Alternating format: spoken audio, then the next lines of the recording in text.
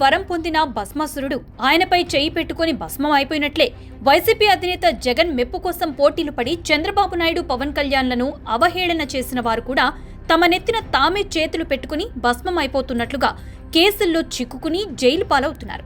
రాజకీయాల్లో ఉన్న దేశముదురు వైసీపీ నేతలు ఈ ఆటుపోట్లను తట్టుకోగలరు, ఎలాగైనా బయటపడగలరు. కానీ సినీ పరిశ్రమకు చెందిన రామ్ గోపాల్ వర్మ, పోసాని కృష్ణమురళి వంటి వారు కూడా జగన్ అండదండలు చూసుకుని పేట్రేగిపోవడం చాలా ఆశ్చర్యం కలిగిస్తుంది.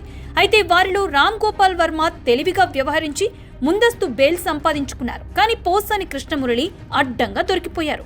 అంతేకాదు, ఈ కేసులో సజ్జల రామకృష్ణారెడ్డి, ఆయన కుమారుడు వైసీపీ సోషల్ మీడియాని నడిపించిన సజ్జల భార్గవ రెడ్డిని కూడా ఇరికించేశారు. దీంతో వారిరువురు ముందే మేల్కొని హైకోర్టు నుంచి ముందస్తు బెయిల్ సంపాదించుకున్నారు. కనుక ఇద్దరు ప్రస్తుతానికి సేవ్. కానీ ఎంతకాలం అంటే వారికి తెలీదు.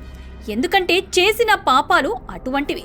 కాస్త ఆలస్యమైన వాటి కర్మఫలం అనుభవించక తప్పదని వారికి తెలుసు. టీడీపీతో రాజకీయ ప్రవేశం చేసి తనకంటూ ఓ గుర్తింపు సంపాదించుకున్న గన్నవరం మాజీ ఎమ్మెల్యే వల్లభనేని వంశీ వైసీపీలో చేరిన తర్వాత అన్నం పెట్టిన అమ్మ వంటి టీడీపీ కార్యాలయంపైనే దాడి చేయించారు. అందుకు మూల్యం చెల్లిస్తున్నారిప్పుడు. కానీ ఎన్ని పాపాలు చేసినా 4 రోజులు జైల్లో ఉండి బెయిల్పై బయటికి వచ్చేయచ్చని ధీమాగా ఉన్న వంశీకి విజయవాడ కోర్టు షాక్ ఇచ్చింది.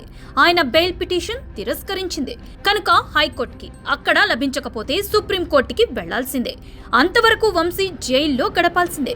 వైసీపీ నేతలు ఎదుర్కొంటున్న ఈ కేసులు, కష్టాలకు వారు సీఎం చంద్రబాబు నాయుడిని, మంత్రి నారా లోకేష్ని నిందిస్తున్నప్పటికీ తమకు ఈ దుస్థితి ఎందుకు పట్టిందో వారికే బాగా తెలుసు. ప్రభుత్వ విధానాలను, ముఖ్యమంత్రి నిర్ణయాలను విమర్శించటం తప్పు కాదు. కానీ రాష్ట్ర అభివృద్ధికి కృషి చేస్తున్నప్పుడు ఎటువంటి ఆధారాలు చూపకుండా దోచుకుంటున్నారని ఆరోపించటమే తప్పు.